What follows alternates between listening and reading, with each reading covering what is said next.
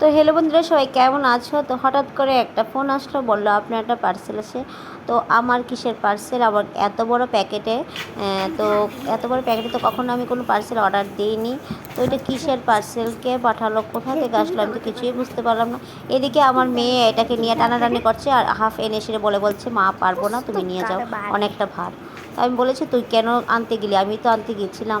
তো যাই হোক, এদিকে মানে বাচ্চাদের শখ যেটা দেখে পাগল হয়ে গেছে। তো এটা দেখে আমি বুঝতে পারছি না এটার মধ্যে কী আছে, তো কে পাঠালো, কোথা থেকে আসলো, কি কিছুই বুঝতে পারছি না।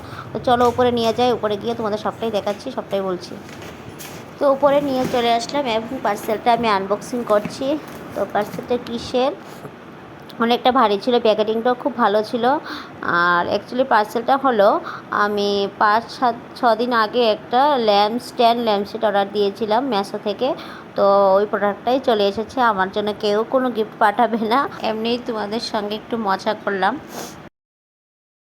তো যাই হোক, ওইটাই আনবক্সিং করলাম।